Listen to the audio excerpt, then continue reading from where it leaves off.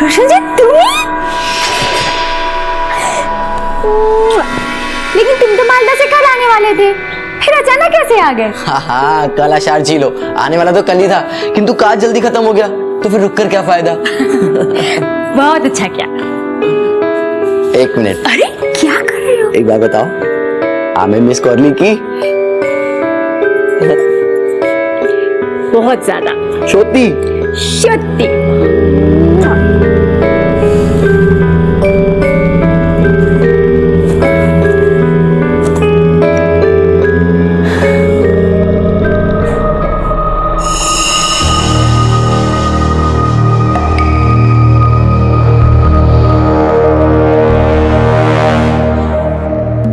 अरे क्यों हलो, ऐसे क्यों बैठी हो? क्या है ये? अरे ये तुम्हारे ही बाल है मिष्टी। ये बाल घुंघराले हैं, अब मेरे बाल सीधे हैं। काजल हो चेटा। तुम मुझ पे शक कर रही हो? हाँ अरे बाबा आई लव यू, मैं सिर्फ तुमसे प्यार करता हूँ। और रही बात इस बाल की तो तुम शायद भूल रही हो, घर में माँ भी रहती है, उनके बाल भी घुंघराले हैं, समझी?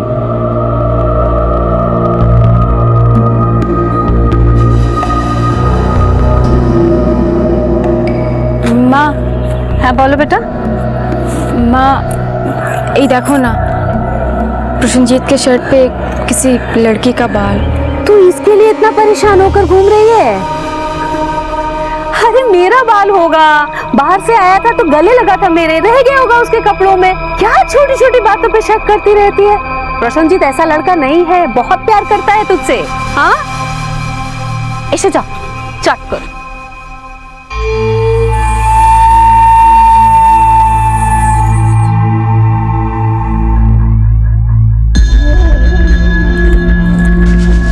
क्या हुआ प्रशंजीत? भूल गई क्या पंडित जी ने क्या कहा था? ओह सॉरी, भूल गई थी कि हम एक साल तक कुछ नहीं कर सकते।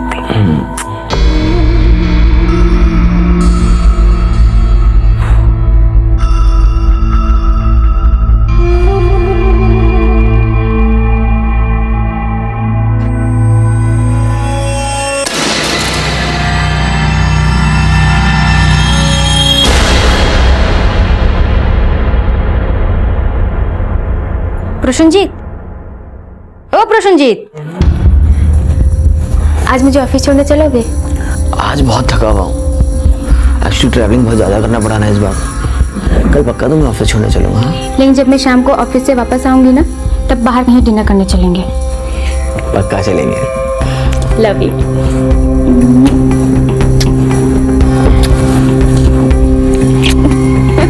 Love you too. बाय। ध्यान रखना अपना। चलो।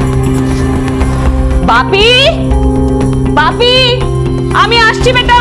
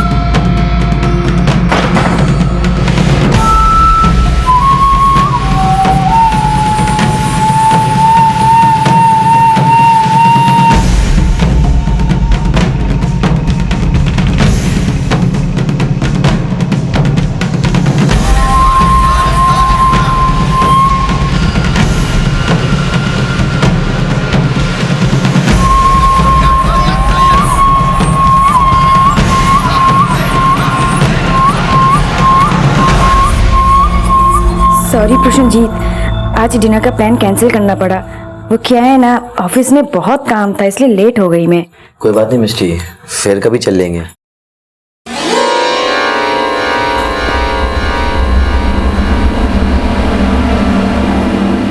প্রসেনজিৎ, প্রসেনজিৎ, এটা কার হচ্ছে? किसकी पिन है ये? अरे तुम्हारी ही पिन होगी। प्रसन्नजीत, तुम मुझसे कुछ छुपा रहे हो ना? मेरे पीछे यहाँ पे कोई आती है ना? हाँ, क्योंकि ये मेरी पिन नहीं है। कैसी बातें कर रही हो तुम यार, ये पिन तुम्हारी ही होगी। अरे मैं बोल रही हूँ मेरी पिन नहीं है। अरे ये तो मेरी पिन है। अरे आज तुम्हारा वॉशरूम यूज किया था ना मैंने, इसलिए तैयार भी यही हुई थी, यही रह गई होगी। बापी, मेरे वॉशरूम का नल ठीक करा देना याद से। हाँ, और क्या मिष्टी ये बात बात पे झगड़ा करना, मुझे लगता है तुम दोनों को थोड़ा वक्त और साथ में बिताना चाहिए, यही अच्छा होगा।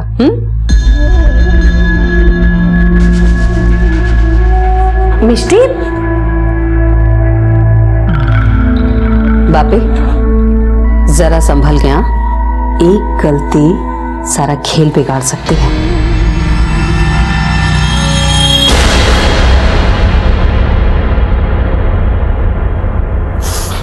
इधर देखो, मैं सच में कुछ ऐसा वैसा नहीं कर रहा हूँ। मिष्टी आई लव यू, मैं सिर्फ तुमसे प्यार करता हूँ, कसम से मिष्टी। मैं जिंदगी भर किसी लड़की को आंख उठाकर नहीं देखूंगा, समझी? तो अब रोना बंद करो, चुप करो बेबी।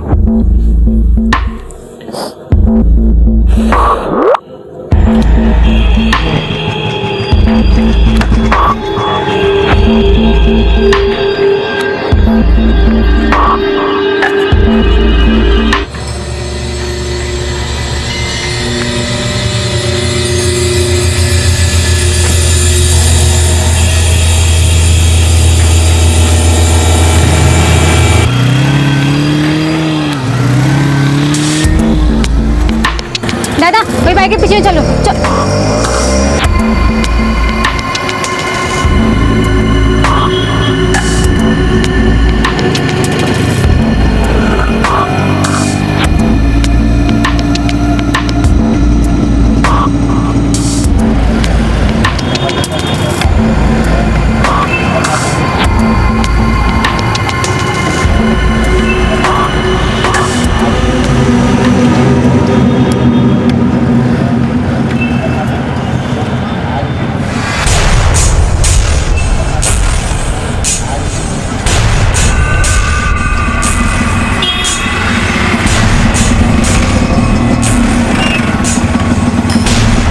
भैया, उस ऑटो का पीछा करिए।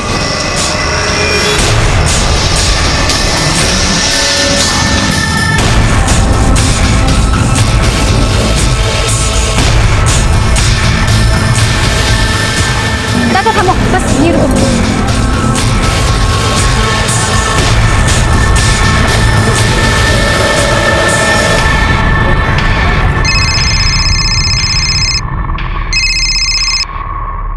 हेलो, मैं बिजी हूँ, मैं बाद में बात करूंगी, ठीक है? पहले दा फाइल टके, आज नहीं आ पाऊंगी, समझ में नहीं आता बात।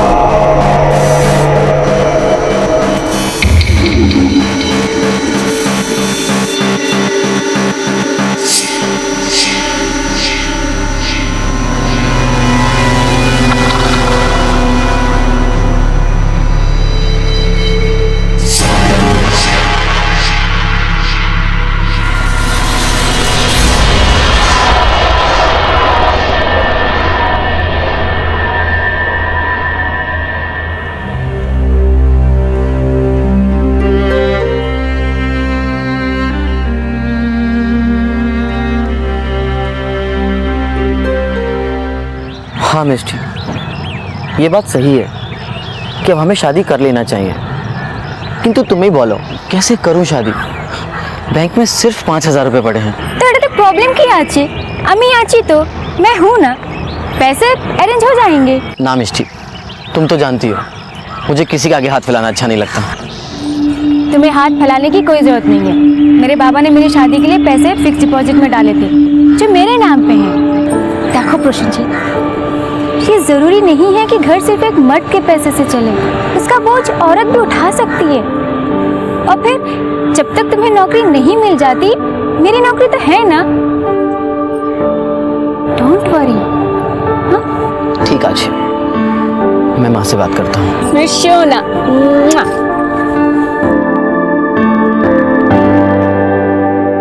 मैं उस लड़के से मिल चुका हूं। सुमा, कौन सा इंटरव्यू देने वाला था वो? सेल्समैन का। पूरी जिंदगी सिर्फ टारगेट अचीव करते हुए निकल जाएगी।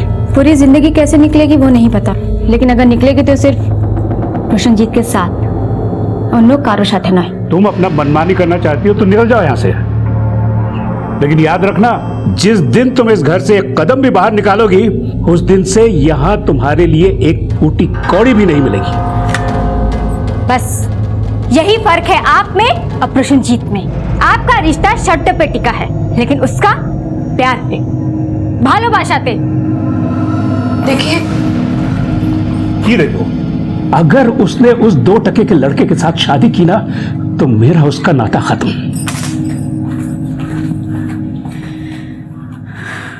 हेलो मिष्टी। কি হলো? কথা হয়েছে কি? बात हुई क्या? तुम्हें पता है, माँ ने तो हाँ बोल दी है।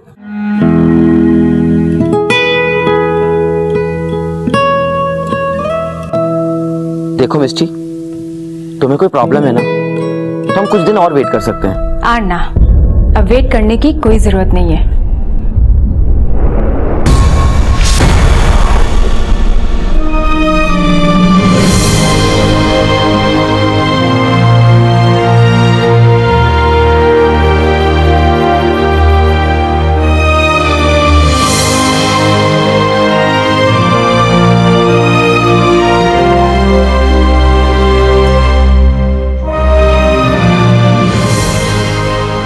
क्या मिष्टी, ऐसा भी क्या जरूरी काम आ गया जो अचानक से जा रही हो?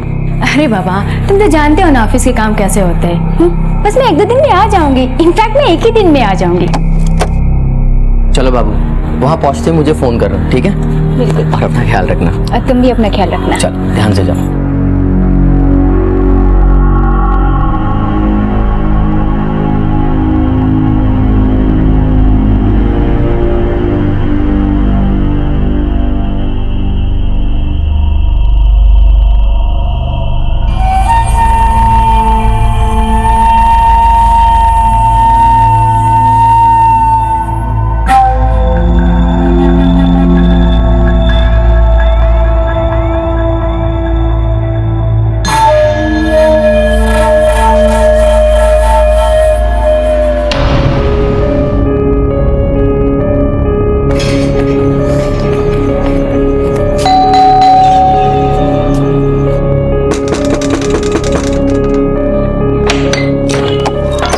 মিষ্টি তুমি কি হলোটা কি?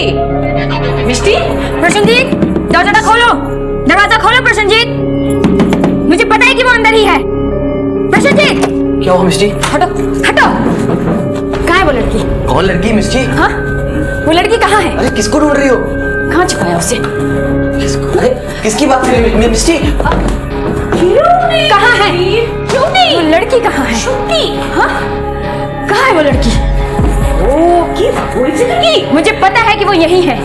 मैंने खुद उसे यहाँ पे आते हुए देखा है। अरे कौन सी लड़की को देखा है? अरे क्यों नहीं? मैंने खुद उसे अपनी आंखों से इस घर में आते हुए देखा है। कहाँ है?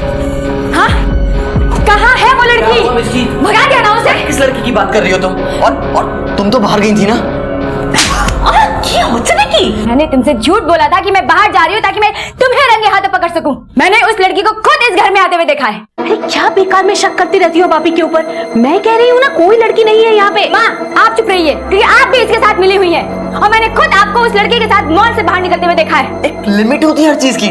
कभी बाल, कभी पिन, हर छोटी चीज को लेकर शक करती रहती हो तुम। दरअसल बात तो ये है ना कि तुमने जिंदगी में कभी मुझ पे भरोसा किया ही नहीं। अगर तुम्हें मुझसे इतनी प्रॉब्लम है ना, तो मैं ही चला जाता हूँ इस घर से। ना ना प्रसन्नजीत, तुम्हें जाने की जरूरत नहीं है। जाऊंगी तो मैं इस घर से जाऊंगी, और वो भी डिवोर्स केस फाइल करने, क्योंकि तुम जो कर रहे हो ना, उसके बाद हमारे बीच कुछ नहीं बचता।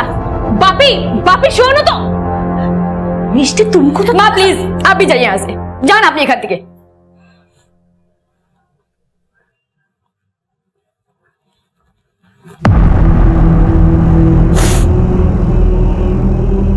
उम्र की एक दहलीज पर पहुंचने के बाद हर इंसान अपने लिए एक साथी तलाशने लगता है, लेकिन कई बार जब यह तलाश लंबी होती जाती है तो अपने लिए सही और गलत साथी को पहचानने की नजर भी धुंधली पड़ जाती है। मिष्टी के साथ भी कुछ ऐसा ही हुआ। उम्र के एक पड़ाव पर उसने ये निष्कर्ष तो निकाल लिया कि प्रसन्नजीत ही उसके लिए बिल्कुल सही साथी है, लेकिन जैसे जैसे वक्त बीतता गया और प्रसन्नजीत की असलियत उसके सामने जाहिर हुई तो उसकी नजरों पर पड़ा पर्दा भी हट गया। पर इसके साथ ही उसे लगी एक गहरी चोट, एक ऐसी चोट जिस पर मरहम लगाने वाला भी कोई उसके पास नहीं था, क्योंकि शायद मिष्टी के लिए देर काफी हो चुकी थी। उसके पास तो मां की गोद भी नहीं थी जहां वो मन भर कर रो सके। और फिर मिष्टी ने तलाक का फैसला किया, पर इस झगड़े के ठीक बाद अचानक प्रसन्नजीत गायब हो गया।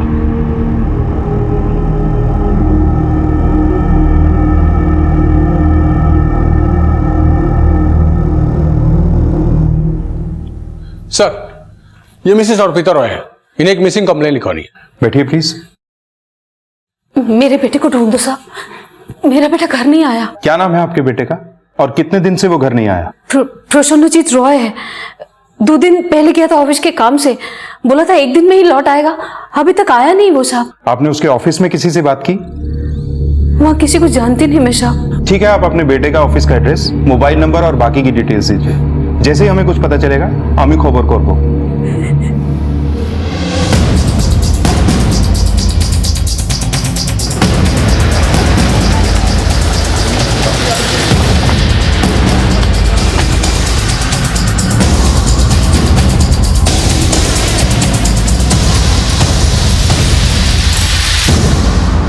जी सर, 15 फेब को प्रसन्नजीत रानीगंज के लिए निकला था। उसका एक ही दिन का काम था वहाँ। वो हमारे कंपनी का मार्केटिंग एग्जीक्यूटिव है, इसलिए हमेशा ट्रेवल करता रहता है। क्या ऐसा पहले भी कभी हुआ है कि वो कहीं गया हो और उसे आने में देर हो गई? नहीं सर, वैसे तो हमारे कंपनी में वो नया है, पर जब से हमारे कंपनी में काम कर रहा है ऐसा कभी नहीं हुआ उसके साथ। लेकिन हाँ सर, रानीगंज में जिस क्लाइंट से वो मीटिंग करने गया था उस क्लाइंट से वो मिला ही नहीं। उस क्लाइंट का हमें कॉल है। एक काम कीजिए, अब प्रसन्नजीत की पूरी जॉब प्रोफाइल हमें दीजिए, हम पता लगाने की कोशिश करेंगे। Okay sir.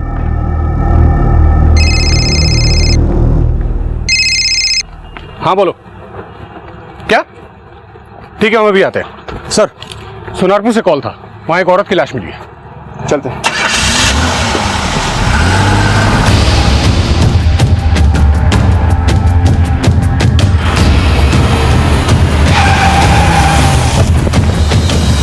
आइए सर, आइए। लाश इस तरफ है सर, आइए।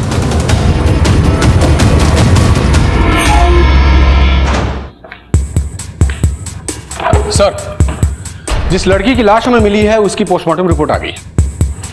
उसकी एज तकरीबन 29 साल है और उसकी बॉडी पे जो निशान पाए गए हैं वो चाकू से स्टैब किए गए हैं। कोई फिजिकल असॉल्ट? नहीं सर, कोई फिजिकल असॉल्ट नहीं है। इस लड़की की मौत हुए कितना वक्त हुआ होगा? सर, तकरीबन 48 से 50 घंटे हो गए। एक काम करो, इस लड़की की फोटोग्राफ सारे पुलिस स्टेशन में सर्कुलेट कराओ। इसके घर वाले इसकी मिसिंग कंप्लेंट लिखाने जरूर आएंगे और सारे पुलिस स्टेशन में चेक करना कहीं पहले से कोई मिसिंग कंप्लेंट तो नहीं लिखी गई, तभी हम इसके घर वालों तक पहुंच पाएंगे। और हाँ, जिस एरिया से इसकी बॉडी बरामद हुई है वहां आसपास के लोगों से पूछताछ करो, शायद वहां इस लड़की को किसी ने देखा हो। सर,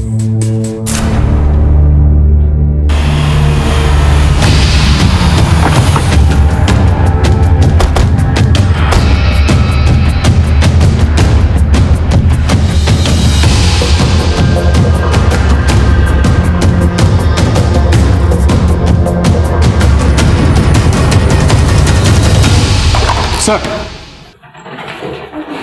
लड़की का नाम मौसमी दास है। तकरीबन 10 साल पहले दुर्गापुर पुलिस स्टेशन में इस लड़की के खिलाफ एक कंप्लेन लिखाई गई थी। और सर, इंटरेस्टिंग बात यह है कि इस लड़की के खिलाफ कंप्लेन उसी के पिता कौशिक दास ने लिखाई थी। मामला चोरी का था।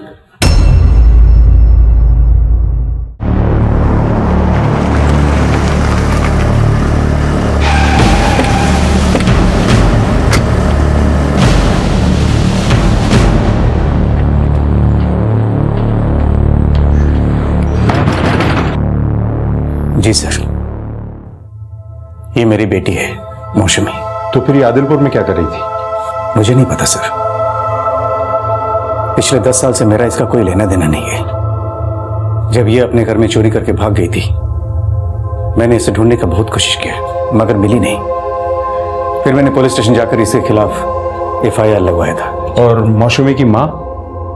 वो उसी की वजह से तो सब कुछ बर्बाद हो गया सर, वरना मौसमी कभी ऐसी नहीं निकलती। मौसमी की मां का कई लोगों के साथ चक्कर था सर। एक बार तो मैंने उसे अपने घर में ही रंगे हाथ पकड़ लिया था। मेरा और उसके बीच बहुत झगड़ा हुआ, फिर मैंने उसे घर से निकाल दिया। ठीक उसके 4 दिन बाद मौसमी मेरे घर में आकर के चोरी की। मेरा सारा रुपया, पैसा, सोना, सब कुछ लेकर के वो गायब हो गई थी। उसकी कोई फोटोग्राफ? जी सर, मैं भी दिखाता हूं। ये रहा सर। जहांगीर, ये तो अर्पित रॉय है जो अपने बेटे प्रसन्नजीत की मिसिंग रिपोर्ट लिखाने आई थी। हाँ सर। तो ये प्रसन्नजीत भी आपका बेटा है? नहीं सर, मेरा कोई बेटा नहीं। तो फिर ये प्रसन्नजीत कौन है? सर, मैंने आपसे पहले ही कहा, मौसमी की मां का कई लोगों के साथ चक्कर था। हो सकता है उसी में से किसी का बेटा होगा। जहांगीर, मुझे 100% डाउट है कि प्रसन्नजीत का गायब होना और मौसमी की लाश मिलना, दोनों में कोई कनेक्शन है। और ये कनेक्शन हो क्या सकता है? एक मिनट सर। हाँ बोलो। अच्छा ठीक है सर, कांस्टेबल देवाशीष का कॉल था। प्रसन्नजीत की कॉल डिटेल आ गई है सर। उसने ये बताया कि प्रसन्नजीत के नंबर की लास्ट लोकेशन चटर्जी बाड़ी थी। लेकिन सर इंटरेस्टिंग फैक्ट ये है कि प्रसन्नजीत का नंबर स्विच ऑफ होने से 1 घंटे पहले उसके फोन की लोकेशन सोनारपुर में थी, जहां से हमें मौसमी की लाश मिली थी। सर इसका मतलब तो ये निकलता है कि जब मौसमी की मौत हुई तो वहां प्रसन्नजीत मौजूद था। जहांगीर, ये दोनों सौतेले भाई बहन की फोन लोकेशन एक ही जगह एक्टिव थी, जिनमें से एक गायब है और दूसरे की हमें लाश मिली। हो ना हो, प्रसन्नजीत ने ही मौसमी को मारा होगा। अर्पिता जी ने अपने बेटे के मिसिंग होने की रिपोर्ट लिखवाई, पर उनकी बेटी तो दुनिया से ही मिसिंग हो गई। एक बार अर्पिता जी से पूछताछ करते हैं।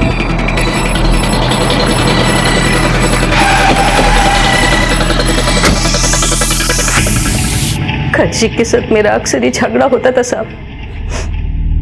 एक दिन गुस्से में आकर उसने मुझे घर से बाहर निकाल दिया। तब से मौसमी का कुछ नहीं पता कि वो कहाँ है।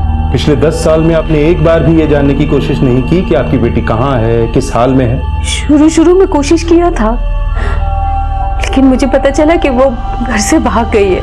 उसके बाद नहीं पता कि वो कहाँ गई। और जब उसने खुद से कभी मुझसे मिलने की, मुझे फोन करने की कोशिश नहीं की। और ये प्रसन्नजीत किसका बेटा है? प्रसन्नजीत कौशिक के साथ शादी के पहले ही हो गया था। प्रसन्नजीत के पिता को हार्ट अटैक हुआ था, उसी में मौत हो गई थी उनकी। लेकिन इस सब के बारे में मैंने कौशिक को कभी कुछ बताया नहीं। जब मैं कौशिक के साथ रहती थी ना साहब, तो प्रसन्नजीत को मेरी एक मासी ने पाला था। कौशिक का घर छोड़ने के बाद मैं वापस प्रसन्नजीत के पास आ गई, अपने बेटे के पास। बड़ी अजीब फैमिली है। 10 साल में ना तो बेटी ने माँ बाप से बात की और ना ही माँ बाप ने बेटी तक पहुंचने की जद्दोजहद की। एक काम करो, दोनों के फोन सर्विलेंस पे डाल दो और इनके पड़ोसियों से भी पूछताछ करो। सर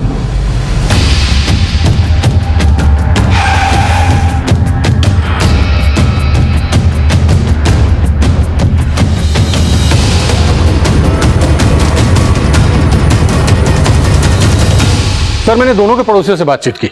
इस बीच एक इंपॉर्टेंट बात सामने आई। प्रसन्नजीत के पड़ोसियों ने उसके घर मौसमी को आते जाते देखा था। इसका मतलब मौसमी की मां हमसे झूठ बोल रही है। लेकिन उसने ऐसा किया क्यों? बुलाओ उसे, एक बार सख्ती से पूछताछ करनी होगी। अर्पिता जी, आपने तो कहा था पिछले 10 साल से आपका आपकी बेटी से कुछ लेना देना नहीं, पर वो तो आपके घर आती जाती है। नहीं साहब, ऐसा कुछ भी नहीं है। मुझे तो पता भी नहीं है कि वो मेरे घर आती जाती थी। वो आपके घर आती जाती थी और आपको पता ही नहीं है? शुद्धि साहब, मेरी बात पर विश्वास कीजिए आप। साहब, हो सकता है ये सब कुछ कौशिक का किया हुआ हो। कौशिक का?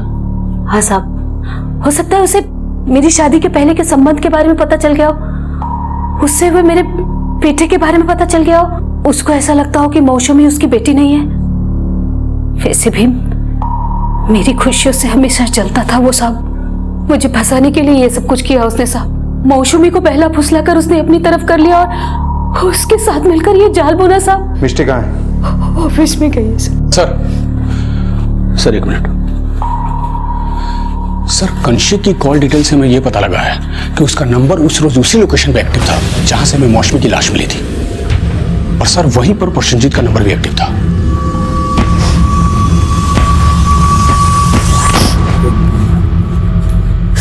नफरत और लालच भरे रिश्तों के ताने बाने में यह केस और उलझता जा रहा था। पुलिस के शक की सुई मौसमी के माता पिता पर थी और तभी पुलिस को मौसमी के पिता कनिष्क के कॉल रिकॉर्ड्स मिले। जिससे मिली जानकारी से यह बात बिल्कुल साफ हो गई कि इस हत्या के पीछे मौसमी के पिता का हाथ है। आखिर हुआ क्या था? क्यों मारा गया था मौसमी को? इन सवालों का जवाब पाने के लिए पुलिस ने मौसमी के पिता कनिष्क को गिरफ्तार कर लिया। सर देखिए, मैंने कुछ भी नहीं किया। चलो, आप लोगों को गलतफहमी हो रही है सर। मेरी बात सर, मैंने कुछ भी नहीं किया सर। आप तो खामखा मुझे लेके जा रहे हैं। सब मुझे मौसमी का फोन आया था, इसलिए मैं वहां गया था। उसने मुझे 10 साल बाद फोन किया था साहब। इतने लंबे समय के बाद मुझे लगा कि शायद वो सुधर गई होगी, इसलिए मैंने उससे मिलने का फैसला किया था साहब।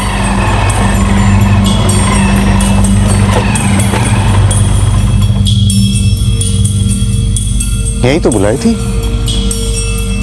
मौसमी, मौसमी, मौसमी, मौसमी, मौसमी,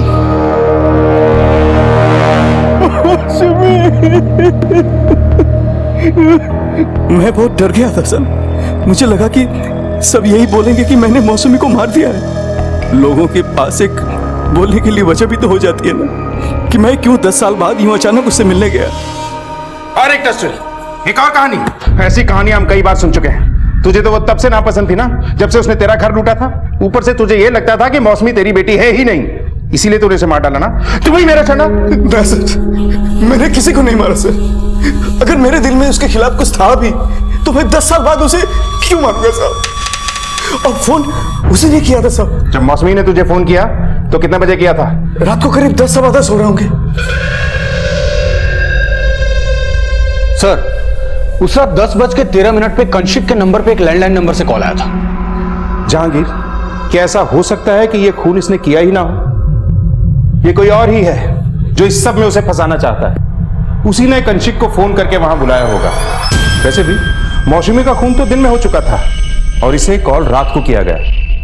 जहांगीर, इस प्रसन्नजीत का मिलना बहुत जरूरी है। बिना उसके मिले ये गुत्थी नहीं सुलझ सकती। जैसे भी, जहां से भी पॉसिबल हो, मुझे ये प्रसन्नजीत चाहिए।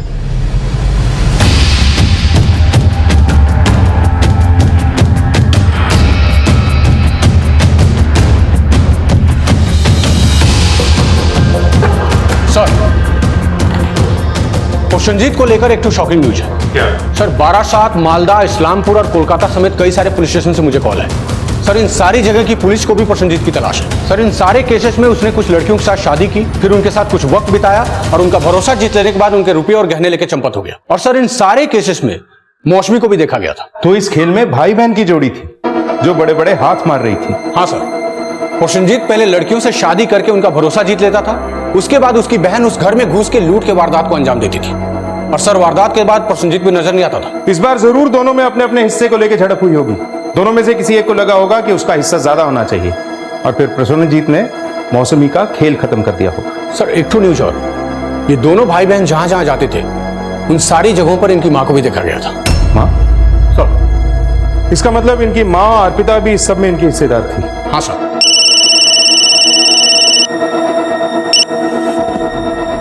हाँ बोलो। सर, प्रसन्नजीत की माँ झूठ बोल रही है। क्या? हाँ सर, मिस्टी तो 2 दिन से ऑफिस ही नहीं गई। ठीक है सर, मिष्टी गायब है। मिस्टी गायब?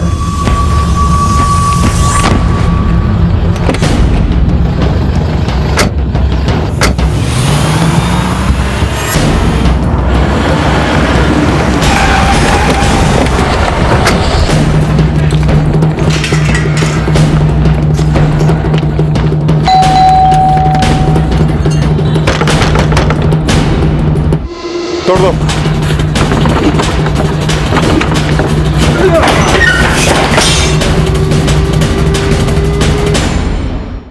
लगता है ये लोग अपना काम कर गए।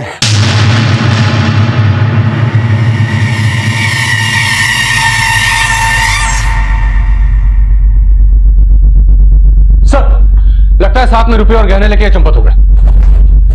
सर, ऊपर भी सारा सामान बिखरा पड़ा है, घर में कोई नहीं है सर। ये माँ बेटा बहुत ही चालाक है, सारा सामान लेकर यहाँ से गायब हो गए। जहांगीर, पता लगाओ ये घर किसके नाम पर है और इस प्रसन्नजीत ने अब तक जितने लोगों को भी चूना लगाया है सबके बैंक डिटेल इकट्ठा करो, सारे अकाउंट्स को चेक करो। हो सकता है इन सब में कोई ऐसा कॉमन बैंक अकाउंट हो जो हमारे काम का हो। ये मिष्टी कहाँ है? मिष्टी की जान को खतरा है, चलो। आखिर इस केस में पुलिस के सामने एक चौंका देने वाला सच आया। प्रसन्नजीत के साथ मिलकर उसकी सौतेली बहन मौसमी और इन दोनों की मां अर्पिता लोगों को शादी के झांसे में फंसाकर लूटने का काम किया करते थे। क्या इन तीनों की तिकड़ी बिगड़ चुकी थी जिसकी वजह से मौसमी को अपनी जान से हाथ धोना पड़ा?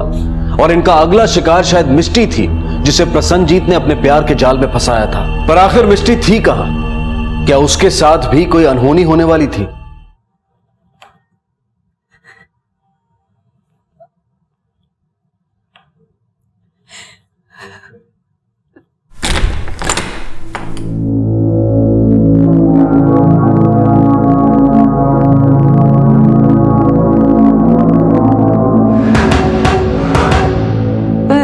देखो अम्मा की छेड़ा था, प्लीज मुझे छोड़ दो। अब मैं प्रसन्नजीत के बारे में भी किसी को कुछ नहीं बोलूंगी। बोलेगी तो तू तब ना जब हम तुझे बोलने देंगे। हाँ? वो तो अच्छा हुआ जो सही समय पर तू हमारे हाथ लग गई, वरना पुलिस तुझे पकड़ लेती और तू पुलिस के आगे सब कुछ पक देती और हमारा सारा खेल खत्म हो जाता। कल सुबह निर्वाण तेरा सारा पैसा बैंक से निकाल लेगा, उधर तेरा पैसा निकलेगा और इधर तेरी जान। सब ठीक?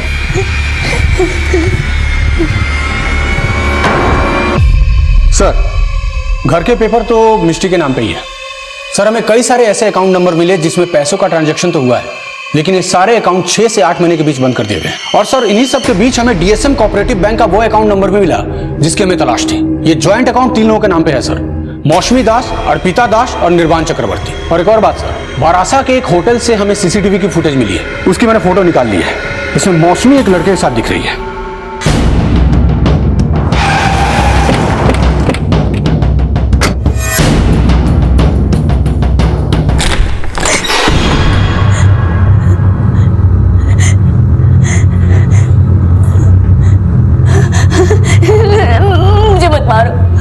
मुझे मत मारो, मैं किसी को कुछ नहीं बोलूंगी। जैसे तुम लोग कहोगे मैं वैसा ही करूंगी। अब ना तू हमारी किसी काम की नहीं रही और तेरे जिंदा रहने का हमें कोई फायदा भी नहीं है, इसलिए तुझे मरना होगा। मरते आवे तो के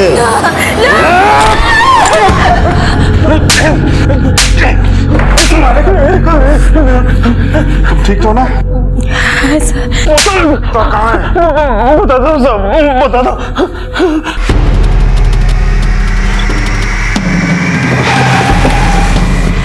मैडम, आपको हमारे साथ थाने चलना है, लेकर अभी। मुझे मैंने कुछ किया नहीं है। एक मिनट।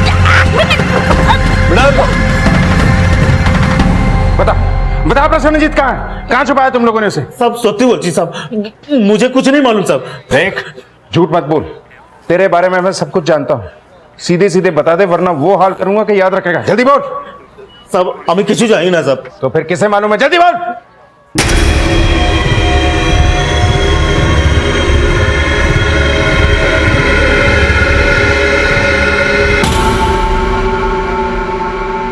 सर, उस दिन जब मैं ऑफिस से घर आई और ऊपर के कमरे में गई तो मैंने वहाँ लड़कियों की चीजें देखी, बाल, कपड़े। मुझे लगा कि कोई लड़की है। मुझे बाथरूम से आवाज आई और फिर मैं उस तरफ गई और दरवाजा खोला।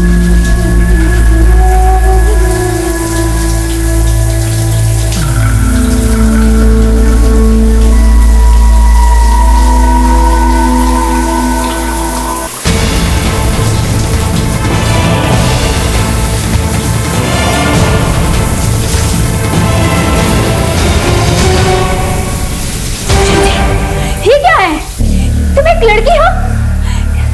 मतलब मैंने एक लड़की से शादी की है? नहीं मिष्टी, जैसा तुम समझ रही हो वैसा कुछ भी नहीं है। जो मैं देख रही हूँ वो क्या गलत हो जाएगा? वो झूठ हो जाएगा? ऐसा कुछ नहीं है, मुझे थोड़ा सा वक्त दो। मैं तुम्हें नहीं छोड़ूंगी, मैं नहीं छोड़ूंगी तुम्हें। क्या प्रसन्नजीत लड़का नहीं लड़की था? तुम्हारी बेटी मर्द के वेश में एक औरत थी? क्यों छुपाया दुनिया से ये सब? कब से चल रहा था ये नाटक? साहब, बचपन से ही मौसमी को लड़कों के जैसा कपड़ा पहनना, उनके साथ रहना और उनके जैसा दिखना अच्छा लगता था। जब वो कपड़े खरीदने भी जाती थी तो लड़कों के कपड़े खरीदने की जिद करती थी।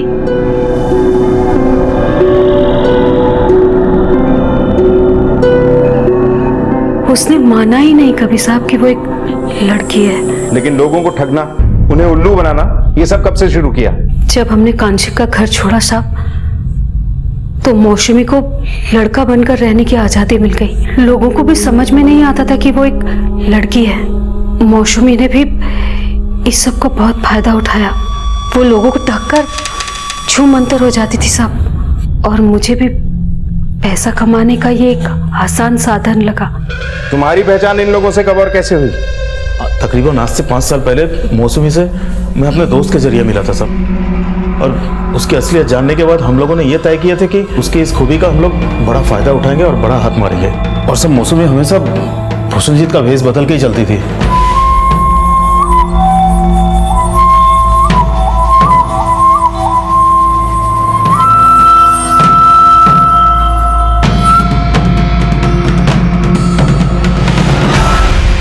और अमीर घर की लड़कियों को फांस कर शादी कर लेती थी, और हम सब मिलकर उनका सब कुछ लूट लेते थे। लेकिन मौसमी को किसने मारा?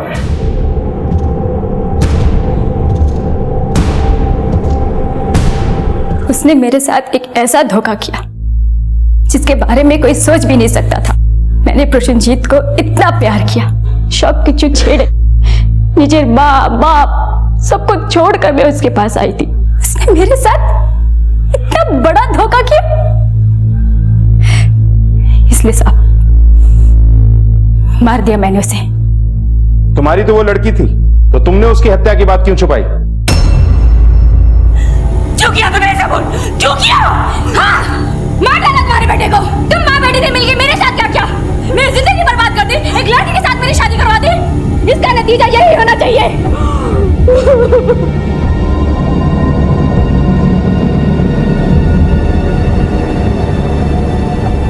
वैसे भी हम लोगों को एक न एक दिन जेल जाना ही था, इसीलिए हम लोगों के बीच एक समझौता हुआ। न इस खून के बारे में मैं किसी को बताऊंगी, और मिष्टी हमारे राज को राज रखेगी। इसीलिए हमने लाश को चुपचाप ठिकाने लगाने का फैसला कर लिया।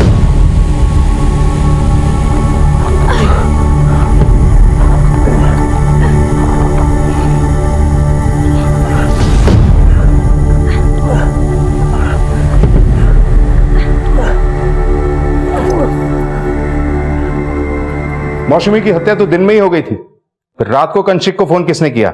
मैंने किया था, इनके कहने पर। हेलो बाबा, আমি मौसमी কথা বলছি। मौसमी? क्या? कंशिक ने मुझे घर से बाहर निकाला था। मुझे लगा इतने सालों के बाद यही एक अच्छा मौका है उससे बदला लेने का। तो फिर झूठी मिसिंग रिपोर्ट क्यों लिखवाई थी?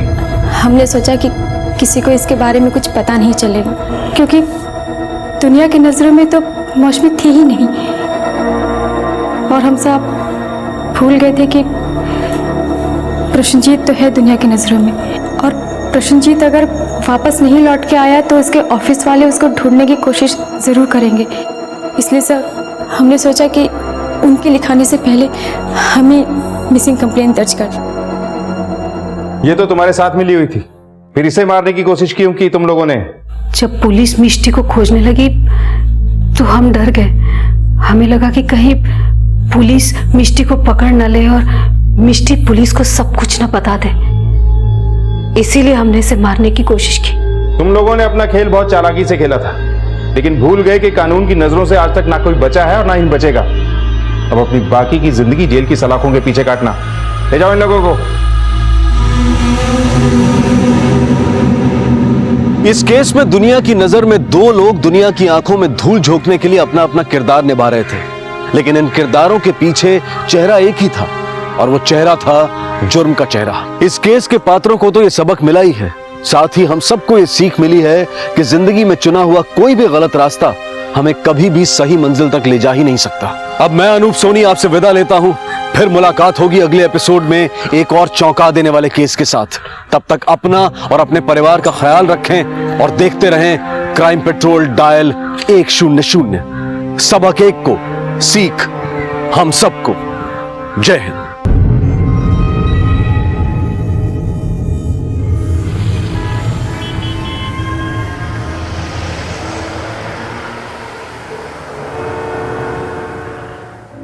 शहरों में अधिकतर लोग अपने परिवार खानदान से दूर ही होते हैं और इस हालत में पड़ोसियों से नजदीकियां बढ़ती हैं। जान पहचान दोस्ती और दोस्ती रिश्तेदारी जैसी गाढ़ी लगने लगती है। फिर ये पड़ोसी ही हमारे हर सुख दुख के सबसे पहले साथी बन जाते हैं, अपनी और अपने घर की, यहां तक कि कई बार खानदान तक की बातें भी जाने अनजाने उनसे साझा हो जाती हैं। खाना पीना उठना बैठना साथ ही होता है। पड़ोसी कब भैया भाभी चाची जैसे रिश्तों के नाम ले लेते हैं पता ही नहीं चलता। इसमें कुछ बुरा भी नहीं है, बुरा बस ये है कि आंख बंद नहीं करनी चाहिए। रोजमर्रा की आदत नहीं बननी चाहिए जिसमें हम कभी ये सोचते ही नहीं कि परिणाम उम्मीद के परे भी हो सकते हैं। और ऐसा ही परिणाम सौरभ घाटगे और विजय चौहान के परिवारों को भुगतना पड़ा। जिंदगी टूट कर बिखर गई, तहस नहस हो गई।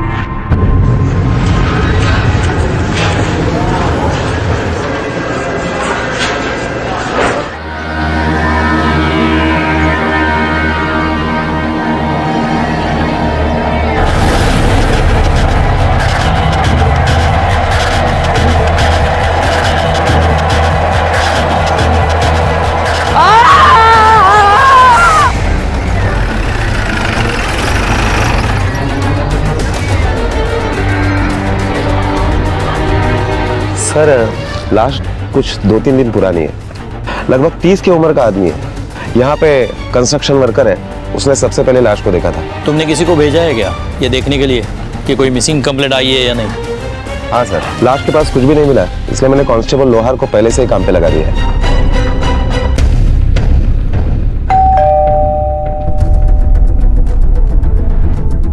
मालती घाट की आप है? जी। सौरभ घाटगे की मिसिंग कंप्लेंट आपने की थी। आपको हमारे साथ चलना होगा अभी।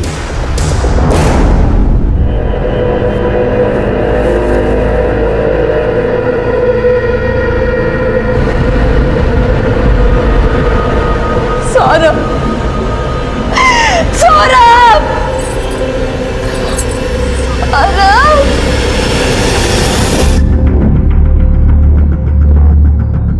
सर ये मालती घाटगे के पिताजी है। आप अपने बेटी और दामाद के साथ ही रहते हैं? नहीं साहब, मैं अलग रहता हूँ। आपके दामाद मतलब सौरभ घाटगे क्या काम करते हैं? प्रोफेशन क्या है उनका?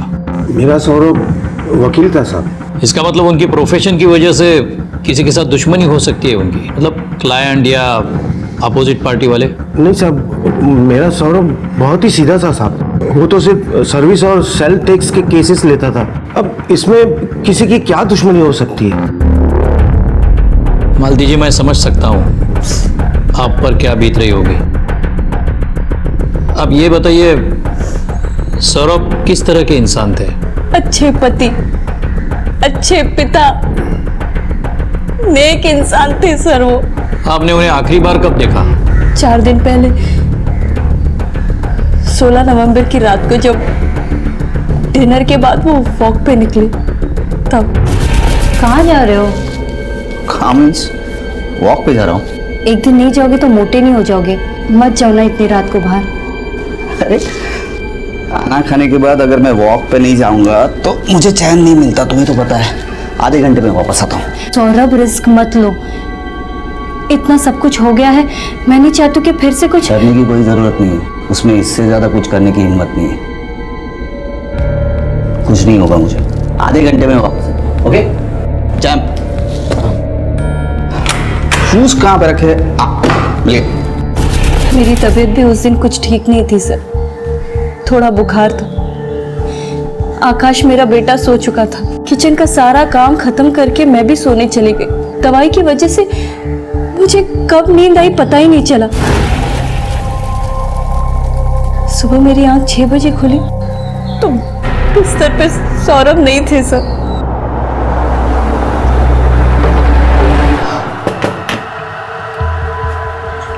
सौरभ, सौरभ,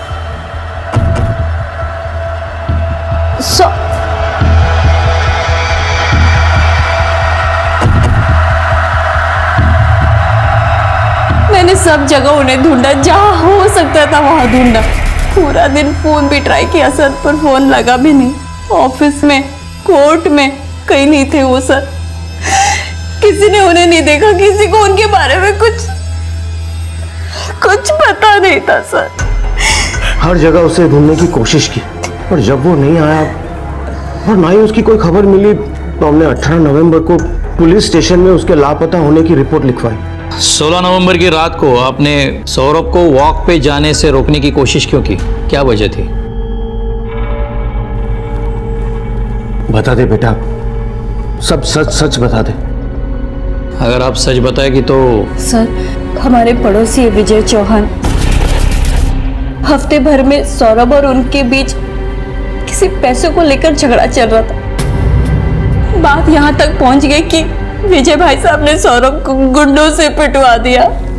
ये गुंडों से पिटवाने वाली बात कितने दिन पुरानी है? सौरभ के गायब होने के 2-3 दिन पहले की बात है सर।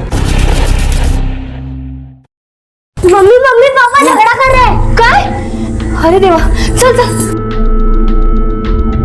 पागल हो गया तू? हाँ, पागल हो गया? तब से एक ही बात की रट लगाया जा रहा है, गुंडे भेजे थे, गुंडे भेजे थे। अरे मुझे क्या पता किसने भेजे थे गुंडे? किसने मारा मुझे? तेरे वजह से हुआ है। अभी इसको समझा दो। हाँ, ये चोट कैसे लगी? ये कपड़े कैसे फटे सौरभ? अरे कपड़े फटे नहीं है, फाड़े गए, चोट लगी नहीं है, मारा है मुझे। इसके भेजे हुए गुंडों ने। प्लीज तुम शांत हो। आप जरा ठंडे दिमाग से सोचिए, ये ऐसा क्यों करेंगे भला? भाई साहब, मैं अपने बच्चों की कसम खा के बोलती हूँ, इन्होंने ऐसा कुछ नहीं। अरे भाभी जी, बच्चों की कसम मत खाओ, ये मुझे अच्छी तरह मालूम है, इसके भेजे थे गुंडे। अरे जाओ यार, बोल जाओ नहीं भेजे तो नहीं भेजे थे। अरे अजीब आदमी है, फालतू में बात का बतंगड़ बना रहा है। ये नहीं कि चुपचाप मेरे पैसे दे और बात को खत्म करे। कौन से पैसे? देख सौरभ, मैं सीधे सीधे बोल रहा हूँ, मेरे पैसे लौटा दे तो बच जाएगा, वरना मुझे भी दूसरे तरीके आते हैं। बेकार में जान से हाथ धो बैठेगा तू। देखा से मारना चाहता है मुझे। देखा? ए वकील हूँ, पुलिस में कंप्लेंट करूंगा कल तेरी। जान से हाथ धो बैठेगा? वाकई विजय ने ऐसा कहा था? जी सर। यह पैसों का क्या मामला है जो विजय सौरभ से मांग रहा था? सर, मुझे किसी पैसों के बारे में नहीं पता, लेकिन हाँ, विजय भाई साहब कह रहे थे कि सौरभ ने उनके कोई पैसे चुराए हैं। तो क्या सचमुच सौरभ ने विजय के पैसे चुराए थे? नहीं साहब, सौरभ तो बहुत ही सीधा था, वो बेचारा किसी के पैसे क्यों चुरा था? अगर उसने कोई चोरी नहीं की तो विजय ने इल्जाम क्यों लगाया उस पे? मारपीट के 2 दिन पहले विजय भाई साहब कुछ सबूत की बात कर रहे थे। मैंने देखा तो नहीं, पर मैंने सुना था। मैं किचन में खाना बना रही थी। तू अब झूठ नहीं बोल सकता सौरभ, मेरे पास सबूत है। अरे कैसा सबूत? कौन सा पैसा? कैसा सबूत? हाँ, मेरे पास वीडियो क्लिप है, देखेगा? देख, ये वीडियो क्लिप अगर किसी के हाथ लग गया ना, तो सोच तेरा क्या होगा।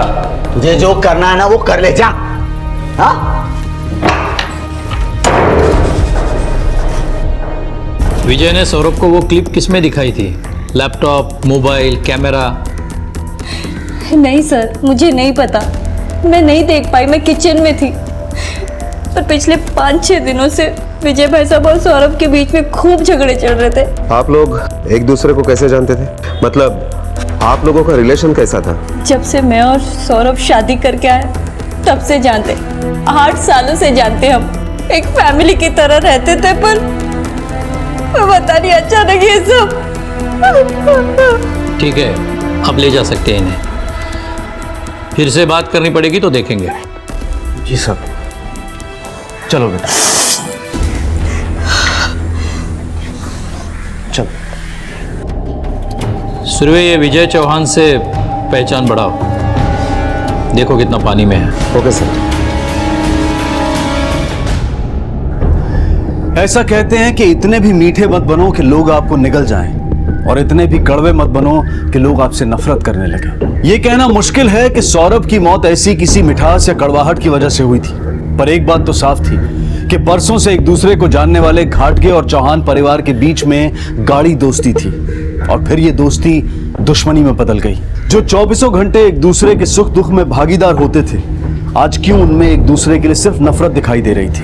और मालती ने जो पुलिस को बताया था, क्या वो सब कुछ सच था, या फिर इस सच का कोई दूसरा पहलू था जिसका पुलिस को पता लगाना था? पुलिस का सबसे पहला संदिग्ध था विजय चौहान, जिसके पास कत्ल का कोई खास मकसद अभी तक दिखाई नहीं दे रहा था, लेकिन अपनी छानबीन को दिशा देने के लिए पुलिस ने विजय को टटोलने की ठानी।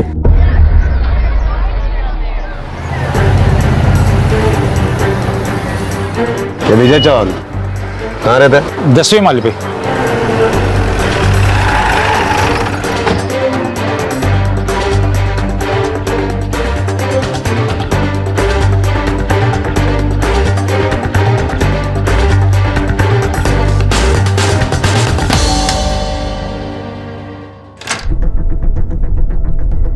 विजय चौहान घर पे है? हमें उनसे कुछ पूछताछ करनी है। सर वो तो घर पे नहीं है। कहाँ गए? वहाँ का पता बताइए। पता नहीं सर, मुझे कुछ बता के नहीं गए हैं वो। क्या हम अंदर आ सकते हैं? जी आइए।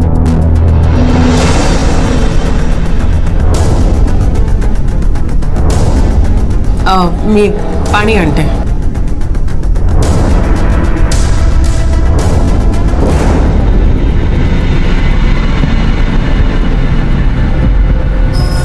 आपके द्वारा डायल किया गया नंबर स्विच ऑफ है। सर पानी.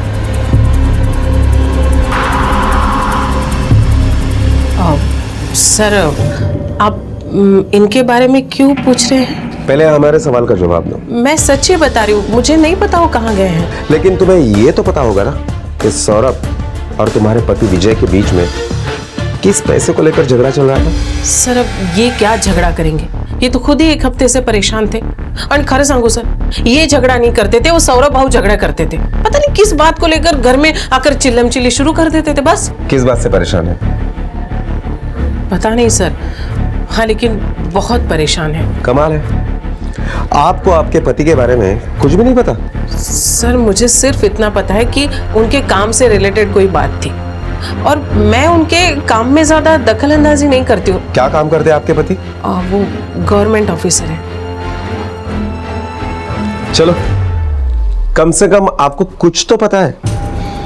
अब आपको यह भी पता होगा कि आपके पति विजय और सौरभ के बीच में झगड़ा कब शुरू हुआ? सर दरअसल 8 तारीख की रात को हमें गांव से फोन आया था कि हमारे एक रिलेटिव की मौत हो गई है. बस उसी वक्त हमें गांव के लिए निकलना था. विजय, विजय जल्दी आओ, मेरा पैकिंग हो गया, निकलना नहीं है क्या? आया आया. जल्दी करो ना बाबा. आ रहा हूँ. क्या यार, इन्हें भी आज ही मरना था. एक हफ्ता रुक कर नहीं मर सकते थे क्या? मरने वाले के बारे में ऐसी बात नहीं करते. अब तुम ये प्रवचन देना बंद करो. तुम्हें कुछ समझ में आ रहा है क्या? क्या? हम गांव से 12 तारीख को वापस आने वाले और तुम्हारी आई 11 को यहाँ आने वाली है. हाँ तो का क्या मतलब? ठीक है, एक काम करो, तुम अपनी आई से कह देना कि वो 13 तारीख को यहाँ आए. ठीक है? वाह वाह वाह, मतलब 11 का टिकट कैंसिल करके वापस 13 का टिकट करें. तो इतनी जल्दी टिकट कंफर्म ही होगा? नहीं नहीं, इससे ना माँ को बहुत परेशानी होगी. आप एक काम करो, ये हमारे घर की चाबी सौरभ भाऊ को दे दो और उनको बोलना कि 11 तारीख को हेमा को बोल के घर की सफाई करे और ये चाबी माँ को दे दे. बस प्रॉब्लम सॉल्व. लो, मुझे नहीं लगता हमें चाबी लो और जाओ. ठीक है, मैं चाबी देकर आता हूं. आप लोग जब 12 को वापस आए उसके बाद क्या हुआ? सर ये तो नहीं पता कि क्या हुआ. हाँ लेकिन जब से हम गांव से लौटे हैं ना, पता नहीं ये किसी बात को लेकर ना बहुत परेशान रहते हैं सर. जी जी जी सर, जी. नहीं नहीं सर, ऐसा कुछ भी नहीं है sir. I am very sorry. मैं मानता हूं कि गलती हो गई. ठीक है सर, मैं कुछ करता हूं. जी. काय झालं? कोई प्रॉब्लम है क्या? किससे बात कर रहे थे? क्या हुआ? कहीं नहीं सर. सुनो.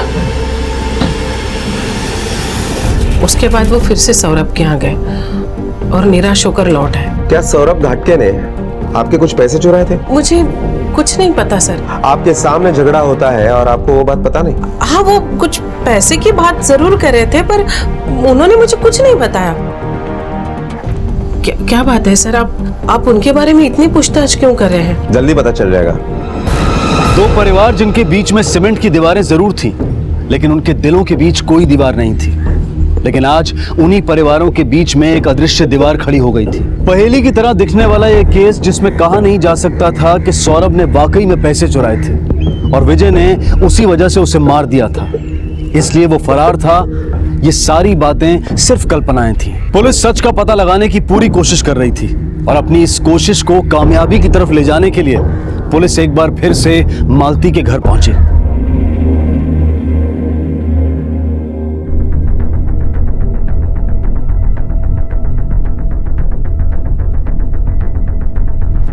सौरभ ने आपको ये नहीं बताया कि विजय ने गुंडे क्यों भेजे थे? बताया था। सौरभ बोल रहे थे कि चोरी के पैसे वापस लेने के लिए और डराने के लिए। पर सर, सौरभ चोरी क्यों करेंगे और कैसे करेंगे? ये सब झूठ है सर, सब झूठ है। विजय की पत्नी ने हमें बताया कि जब वो गांव गए थे तब उनके घर की चाबी आपके यहाँ छोड़कर गए थे। चाबी हम एक दूसरे के घर पे रखते थे, पर उस दिन रखी थी या नहीं मुझे पता नहीं। शायद मैं उस दिन घर पर नहीं थी। अगर चाबी रखी होती ना तो सौरभ मुझे जरूर बताते।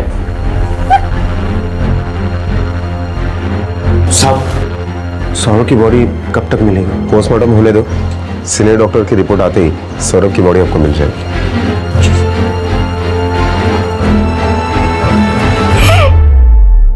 सर, जिसके ऊपर चोरी का इल्जाम था वो मर चुका है और जिसने वो इल्जाम लगाया था वो गायब है। ये कहानी हमें उन दोनों के बीवियों से पता चली है। पता नहीं कौन सच बोल रहा है और कौन झूठ। और पूरा सच कोई भी नहीं बता रहा हो। सर, अगर सौरभ ने चोरी की थी तो विजय ने आकर पुलिस स्टेशन में कंप्लेंट करनी चाहिए थी। बाद में सौरभ की लाश मिलती है और विजय गायब हो जाता है। मुझे तो लगता है कि विजय ने ही सौरभ को मारा है और पुलिस उस तक पहुंचे उसके पहले ही वो फरार हो गया। सवाल यह है कि दोनों के बीवियों को पैसे के बारे में कैसे नहीं पता, क्योंकि दोनों कह रही थी कि उन्होंने सिर्फ सुना था। सर, ये विजय की बीवी, उसे जरूर कुछ ना कुछ तो पता है और वो हमसे छुपा रही है। सिर्वे, ये सिर्फ पैसों की बात नहीं है, दोनों की बीवियां झूठ बोल रही है। तूने सिविल में कांस्टेबल को रखा है ना विजय के घर पे नजर रखने के लिए? यस सर, अगर विजय आता है तो हमसे बचकर नहीं जा पाएगा। और सौरभ के ऑफिस में उसके कलीग से पूछताछ करो, कुछ ना कुछ हाथ लगेगा। साहब बहुत अच्छे और मेहनती इंसान थे सर। किसी के साथ झगड़ा, किसी क्लाइंट के साथ? नहीं साहब, किसी के साथ कोई झगड़ा नहीं था।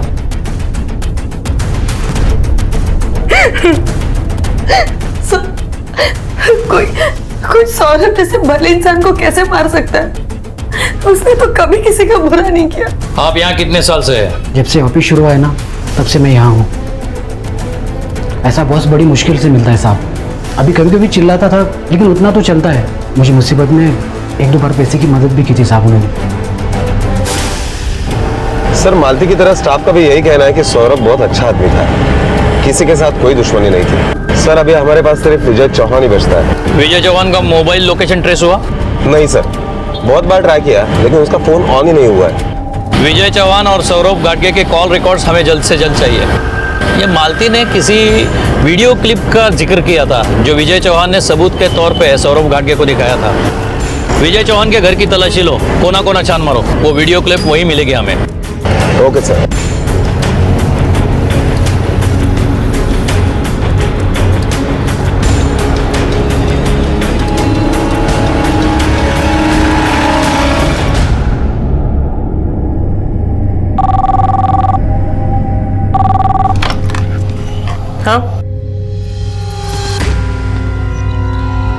हाँ ठीक है, भेज दो, मैं देखती हूँ।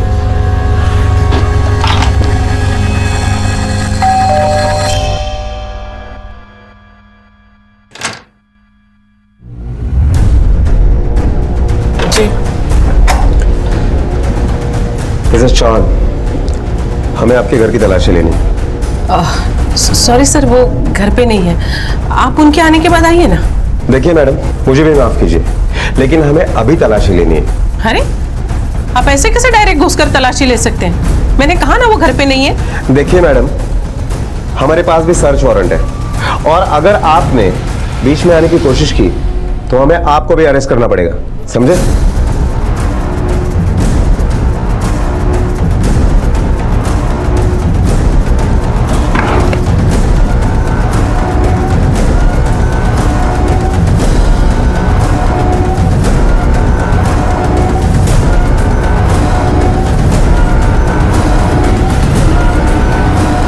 दीदी, मुझे नीचे खेलने जाने दो ना।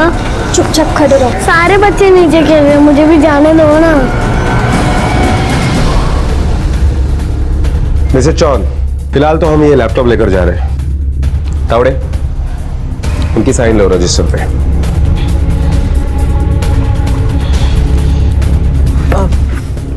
सर उनका कुछ पता चला? अब तक तो नहीं, लेकिन जैसे कुछ पता चलता है आपको खबर कर देंगे। नहीं सर, ऐसा कुछ सस्पिशियस नहीं है, बस एक दो फिल्म पड़ी है, उनके अलावा कोई वीडियो नहीं है। मैंने सारी ड्राइव चेक कर ली, कोई हिडन फाइल भी नहीं है। इसके हाथ भी कुछ नहीं लगा। सुरवे, सौरव ने कहा था कि विजय ने कुछ गुंडे भेजकर उसे पिटवाया था। अगर ये सच है मतलब कोई लोकल गुंडा ही होगा जिसे सुपारी दी होगी। हिस्ट्री शीटर से इंक्वायरी निकालो और जिसने भी सुपारी ली है उसे उठा लो। Okay sir.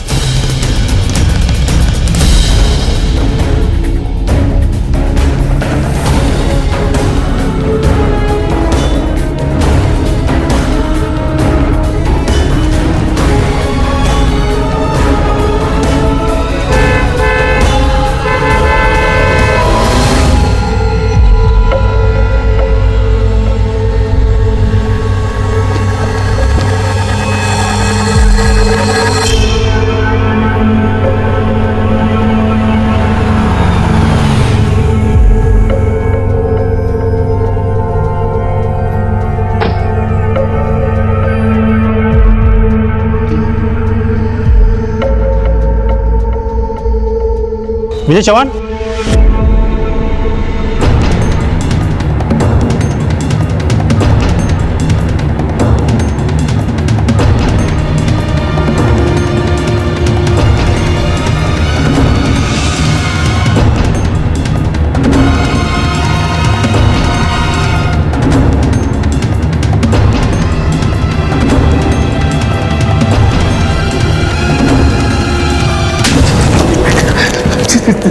साहब मुझे क्यों मार रहे हो? मैंने क्या किया साहब? जब तूने कुछ किया ही नहीं तो पुलिस को देख के भागा क्यों?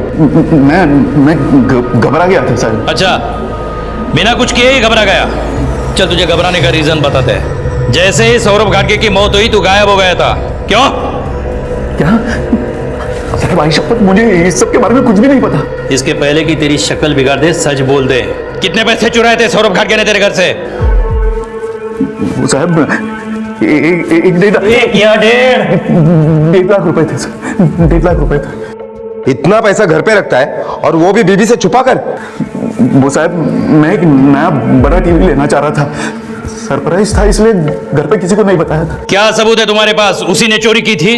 साहब मेरे घर की चाबी थी ना उसके पास, और उसने कबूल भी किया था कि उसी ने पैसे चोरी किए थे, लेकिन वो देने से मना कर रहा था। 1.5 लाख चुराए थे? हाँ, तूने पुलिस में कंप्लेंट क्यों नहीं की? सबूत नहीं था मेरे पास। सबूत ढूंढना पुलिस का काम है और वो करती थी। चल अब ये बता, उस फुटेज में ऐसा कौन सा सबूत था जो तूने सौरभ को दिखाया था? कौन सा फुटेज? मेरे पास कोई फुटेज नहीं है। आप चाहे तो मेरा मोबाइल और लैपटॉप दोनों चेक कर सकते हैं। अच्छा, तो बिना किसी सबूत के अपने डाउट पे उसे गुंडों से पिटवाया तूने? साहब मैंने ऐसा कुछ भी नहीं किया। वो शपथ, वो खामखा मुझ पर शक कर रहा था। सर जिन गुंडों को सौरभ की सुपारी दी थी वो थाने में जमा है। गुड, अभी पता चलेगा तू कितना सच बोल रहा है। चलो। क्या तुम लोगों ने इसे मारने की सुपारी ली थी? हाँ साहब। इसी ने दी थी सुपारी? हाँ साहब, यही था। आओ साहब, मैंने सिर्फ मरम्मत करने के लिए कहा था, जान से मारने के लिए नहीं। हाँ तो मैं भी वहां पे मरम्मत करने के लिए गया था। 5,000 में थोड़ी ना ठोकूंगा उसको। तावड़े ले जाओ इन दोनों, इसको भी ले जाओ। आओ साहब, ऐका ना माझं। ओ साहेब, साहेब। सुरवे, विजय के ऑफिस में इंक्वायरी करो। टेढ़ी खीर है। आकाश, बेटा आकाश दूध पी लो। नहीं पीना मुझे। आकाश ऐसे नहीं करते बेटा, दूध पी लो। नहीं आकाश मैं नहीं पीऊंगी। दूध पी लो बेटा। देखो आकाश, मेरी बात सुनो, अगर तुमने दूध नहीं पिया ना तो मैं पापा को बुलाऊंगी और वो तुम्हें।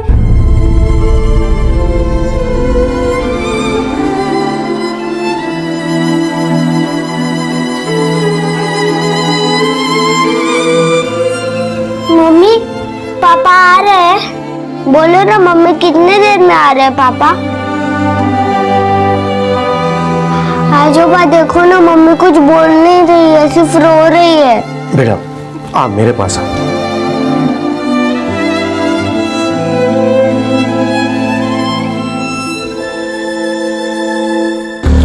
सर सौरभ की postmortem report. Surabhi, postmortem report को इतना टाइम क्यों लगा? सर सौरभ की पोस्टमार्टम रिपोर्ट के मुताबिक उसकी मौत 16 नवंबर को रात को 2 से 4 के बीच में हुई, सर पर किसी भारी चीज से वार करने की वजह से। घाव बहुत जोर से किया गया था और घाव 3 दिन पुराना था, इसलिए मैंने सीनियर डॉक्टर से भी चेक करवाया। उनकी रिपोर्ट के मुताबिक भी 3 दिन पुराने घाव से उसकी मौत हुई। कुछ चोटें 4 दिन पुरानी थी, कुछ निशान 6 दिन पुराने थे, इसलिए सर। इसका मतलब इसे एक बार नहीं 2 बार या बार बार पीटा गया हो। सर ये विजय तो बहुत पहुंची हुई चीज निकला, 1 नंबर का रिश्वतखोर। सर हर महीने के 10 तारीख को इसके घर में 2 से 2.5 करोड़ रुपए आता है और ये पैसा विजय सब में बराबर बांटता है।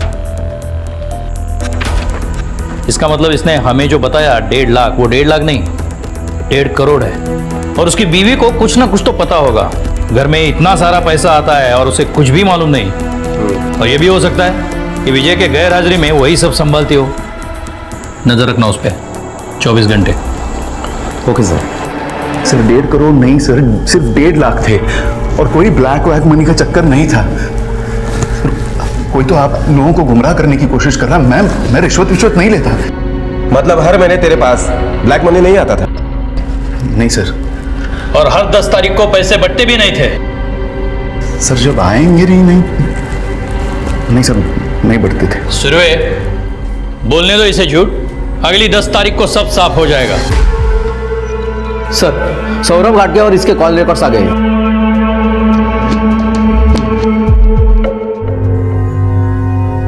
जी जी सर, अभी कुछ ना कुछ तो करना पड़ेगा ना। नहीं मुझे नहीं पता, कुछ भी नहीं पता एक्चुअली उस बारे में। वही तो मैं कह रही हूँ ना सर। हाँ मम्मी ये पेंसिल से ड्राइंग नहीं हो रही है। हाँ ठीक है, दूसरी दो ना।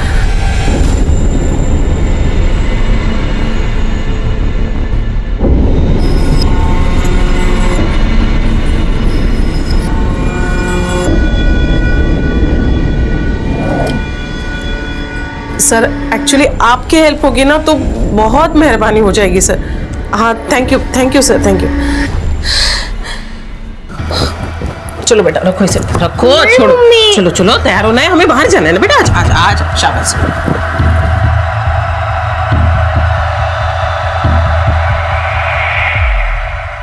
सर 16 नवंबर को विजय ने सौरभ को काफी बार फोन किया और 16 नवंबर की रात से विजय का फोन बंद था। विजय ने बार बार फोन किया होगा तो गुस्से में आकर सौरभ उसे मिलने गया होगा। सौरभ ने पैसे देने से इनकार किया तो विजय ने उसे मार डाला होगा। हो सकता है सर। और ये देखिए सर, 10 नवंबर से विजय के नंबर पर किसी श्रीवास्तव के भी फोन आए हैं। श्रीवास्तव? ये श्रीवास्तव कौन है?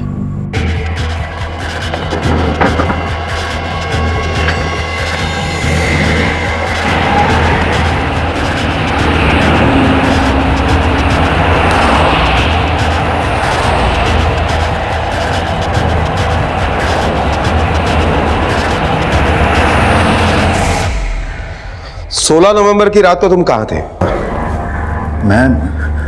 मैं उस दिन घर पर ही था। घर पर ही था तो फोन क्यों बंद था? मैंने फोन नहीं देखा होगा इसलिए चार्ज भी नहीं किया होगा। ओ, तो रात को 10 बजे से लेकर सुबह 5 बजे तक तुम्हारा अपने फोन के ऊपर ध्यान ही नहीं गया, क्यों?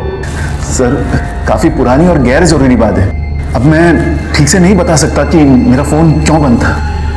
हर गैर जरूरी बात को ध्यान लगाकर याद करो, वरना हमें याद कराना भी आता है, समझे?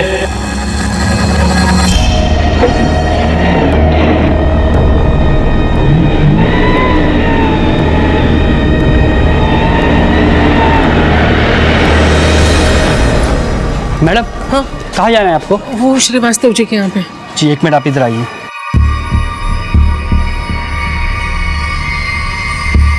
मैडम हाँ? सर ने आपको नीचे रुकने का है, वो खुद आ रहे हैं। ठीक है।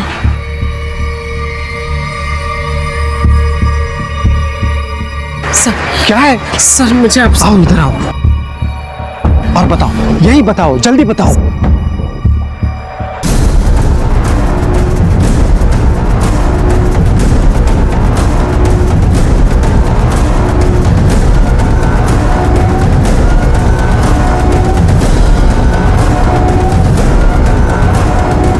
ये रमेश श्रीवास्तव कौन है? तुम्हारा इससे क्या वास्ता है? वो मेरे सीनियर हैं ऑफिस में। अच्छा, सीनियर है तो दिन रात उससे बात करेगा? इतने क्या कॉल पे बात होती थी?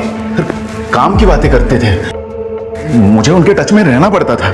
मैं उनके अंडर हूं ना, मुझे सारे ऑर्डर्स उन्हीं से मिलते थे। तू कितना भी चक्कर चला ले, एक बार मेरे हाथ में सबूत आने दे, तेरे अगले पिछले सब ऑर्डर निकालता हूं मैं। सुरवे, ये श्रीवास्तव क्या चीज है इसका पता लगाना पड़ेगा। इस ब्लैक मनी के मैटर में उसका कुछ ना कुछ तो हाथ हो सकता है। सर, कांस्टेबल रानी का फोन आया था, वो शीला चौहान की निगरानी पे था।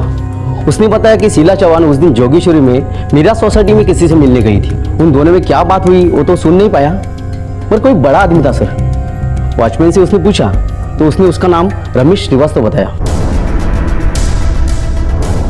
इस श्रीवास्तव को मिलना पड़ेगा, लेकिन उसके पहले 16 तारीख की और डिटेल्स निकालनी पड़ेगी हमें। चलो।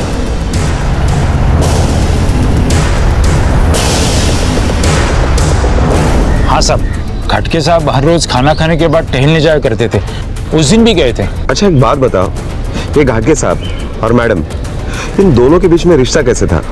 मतलब कभी कुछ देखा हो या सुना हो? नहीं साहब, वैसे उनके बारे में कभी कुछ सुनने को नहीं मिला। मतलब वो बहुत अच्छी तरीके से रहते थे, कभी मच नहीं सुना उनके बारे में। और ये विजय चौहान, ये कैसा आदमी है? क्या चल रहा है उसका? साहब, हमारी पूरी सोसाइटी में सबसे पैसे वाले विजय साहब ही है। सबसे ज्यादा पैसे वाला मतलब? तुम्हें कैसे पता चला? साहब, क्या है कि हर महीने उनके यहाँ कुछ ना कुछ आता ही रहता है। मतलब टीवी, फ्रिज, ओवन, और साहब मोबाइल फोन तो मुश्किल से 1 महीने के ऊपर चलाते हो। लेकिन साहब, दिवाली और गणपति में बख्शीश देने में सबसे कंजूस वही है। 16 नवंबर की रात को विजय चौहान कहाँ थे? जी वो तो घर पर ही थे। और ये रमेश श्रीवास्तव कौन है? जी वो मेरे हस्बैंड के सीनियर है सर। मम्मी, कम से कम ये ड्राइंग करने में तो हेल्प करो। बेटा, आप देख रहे हो ना मम्मी अंकल के साथ बात कर रही है, डिस्टर्ब मत करो आप। वो विजय के बॉस है? जी। तो आप उन्हें किस सिलसिले में मिलने गई थी? वो सर एक्चुअली मिस्टर श्रीवास्तव जो है वो मुझे मेरे पति की बेल कराने में हेल्प कर रहे थे, बस इसीलिए मिलने गई थी सर। मम्मी देखो ना, पापा की पेन नहीं चल रही है। बेटा लाओ बेटा, मैं ठीक कर देता हूँ, लाओ।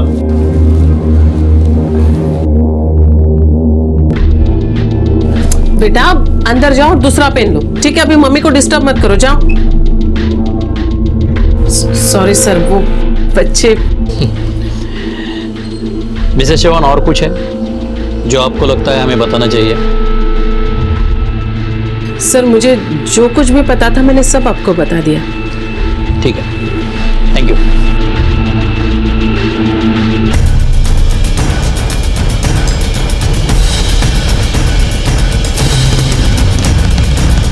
पुलिस की तमाम कोशिशों के बावजूद भी अब तक उन्हें कोई सफलता हासिल नहीं हो पाई थी। विजय कुछ भी बताने या कबूल करने के लिए तैयार नहीं था, और ना ही मालती की कोई भी बात झूठी साबित हुई थी। इस केस ने एक ऐसी शक्ल अख्तियार कर ली थी जो शुरू तो हुआ था लेकिन कहीं पहुंच नहीं पा रहा था।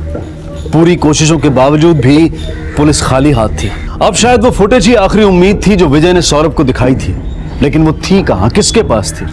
पुलिस वहां तक पहुंच नहीं पा रही थी, या फिर वो फुटेज आसपास होकर भी पुलिस की नजरों से दूर थी। और तभी अचानक पुलिस के हाथ कुछ ऐसा लगा जो इस केस का रुख पलट सकता था। जब मैं विजय चौहान के घर पर पूछताछ करने के लिए गया था तो वहां पर एक बाइक काम के लिए आई थी। मेरे को हेमा भेजी है काम के वास्ते। वो गिर गई है, वो उसको चोट लगी है, तो महीना लगेगा उसको ठीक होने में। और वही बाइक सौरभ घाटगे के घर पर भी आई थी। साहब, वो मेरे को हेमा भेजी थी उसके बदले में काम करने के लिए। उसका कहना है कि उसकी पुरानी बाई ने उसे काम के लिए भेजा है। इसका मतलब है कि वही बाई दोनों के घर पर काम कर रही है। इसका मतलब उसे कुछ ना कुछ तो पता होगा, और 11 तारीख को वो सफाई करने भी गई होगी।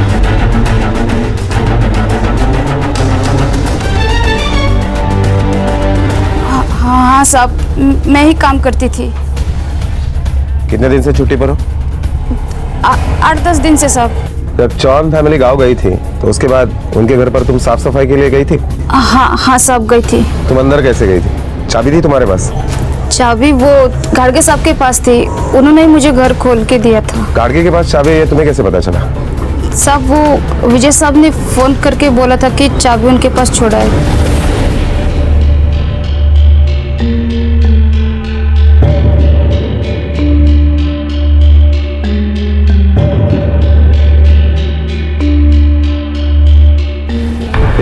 फिर क्या हुआ? मैं अपना काम खत्म किया और वापस आ गई। जब तुम काम कर रही थी तब सौरभ घर के क्या कर रहा था? वो सोफे पे बैठ के मैच देख रहे थे।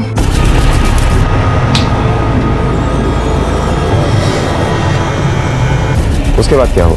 उसके बाद कुछ नहीं साहब, मेरा काम खत्म हुआ और उसके बाद उन्होंने घर लॉक कर दिया और हम वहाँ से चले गए। अंश बेटा, मम्मी बाहर जाके आ रही है। हाँ, आप घर पे रहोगे ना? डरोगे तो नहीं? नहीं। पक्का? अभी दीदी भी आ ही जाएगी घर पे। ठीक है, अपना ख्याल रखना। बाय बाय बेटा, टेक केयर। आखिरकार मिस्टर श्रीवास्तव ने आपकी बेल कराई दी। काफी हेल्पफुल है मिस्टर श्रीवास्तव। सर वो सीनियर है मेरे, इतनी मदद तो कर ही सकते हैं। सर मैं अब भी यही कहूंगा कि सौरभ को मैंने नहीं मारा। सर जो भी होगा वो कोर्ट में देखेंगे। चले, थैंक यू सर।